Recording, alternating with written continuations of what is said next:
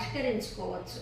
ఏంటంటే మంచి చెడు మనకు తాతగారు ఉన్నారనుకోండి, తాతగారు కానీ అమ్మమ్మ కానీ బామ్మ కానీ ఏం చెప్తారు, అన్ని నీతి కథలు చెప్పటము, మీతో పిల్లలతో ఆడుకోవటము. అలా చెప్పడం ద్వారా ఏమవుతుందంటే మన కల్చరు, మనం ఎట్లా ఉండాలి, మన బ్యాక్గ్రౌండ్ ఏంటి, మనం ఎలా సర్దుకుపోవాలి, ఏ విషయాన్నైనా పెద్దగా భూతద్దంలో చూడకుండా ఎలా ఉండాలి, అవన్నీ కూడా మనం కలిసి ఉండే ఒక సమిష్టి కుటుంబంలోనే మనం నేర్చుకుంటాం ఇవన్నీ.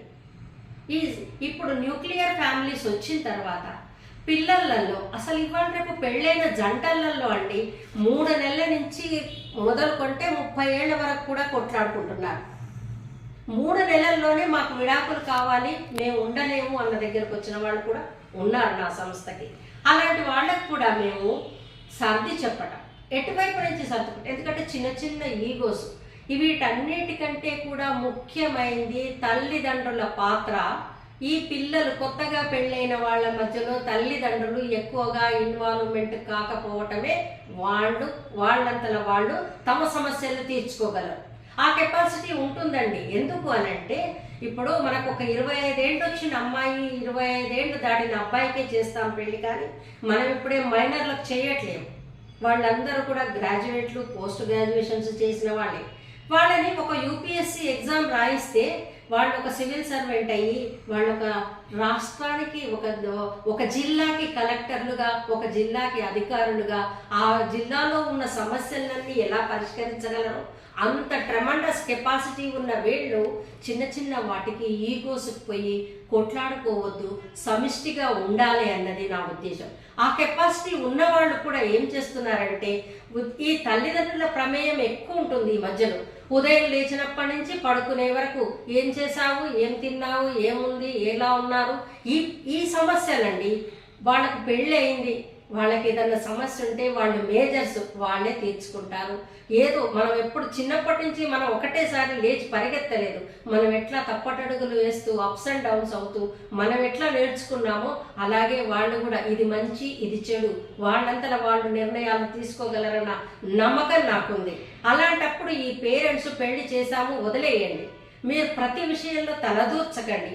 ఎందుకంటే 25 ఏళ్ళు మీ మధ్యలో పెరిగిన అమ్మాయి కానీ అబ్బాయి కానీ వాళ్ళకి ఎలా ఉంటుందంటే మా మమ్మీ చెప్పింది రైట్ ఏమో, అంటే మా మమ్మీ చెప్పింది రైట్ ఏమో, మా డాడీ చెప్పేది కరెక్ట్ ఏమో. ఎందుకంటే వాళ్ళు సొంత నిర్ణయాలు తీసుకోలేకపోతున్నారు ఈ పేరెంట్స్ అతిగా ఇన్వాల్వ్మెంట్ కావడంతో.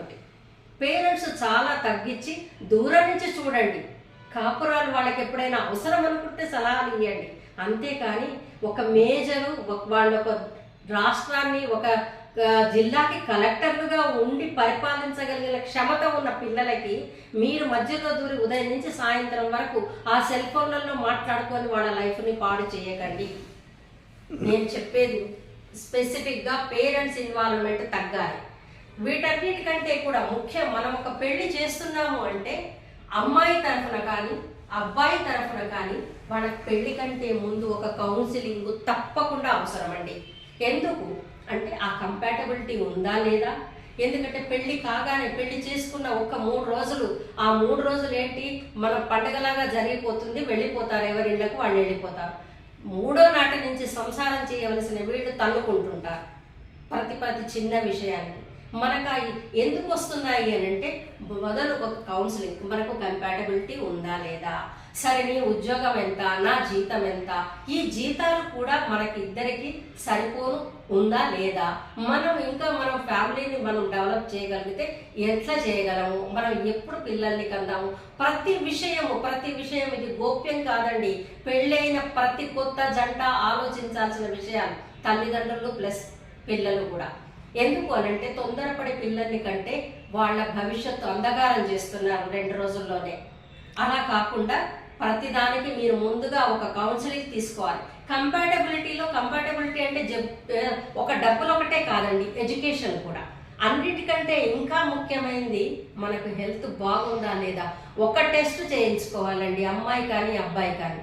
టెస్టులు చేయించుకోకుండా వాళ్ళు సంసారానికి పనికి వస్తారా అనేది చాలా నిక్కచ్చిగా నేను చూస్తున్నాను కనుక, ఇన్ని రకాల నుంచి చూస్తున్నాను కనుకనే నేను ఇంత నిక్కచ్చితంగా నేను చెప్పగలుగుతున్నాను మీకు మీడియా ముందు. వాళ్ళు ఒక మెడికల్ టెస్ట్ తప్పనిసరిగా చేయించుకోవాలి. ఎందుకు అంటే ఆ కంపాటబిలిటీ మనకు ఉందా లేదా. ఇన్ ఫ్యూచర్లో మనం ఎలా ఉండబోతుంది, మన లైఫ్ ఎలా లీడ్ చేస్తాము, అందుకు మనకు ఆరోగ్యపరంగా కూడా మనం ఉన్నామా, ఫిట్ ఉన్నామా లేదా, ఇద్దరు చేయించుకోవాలి.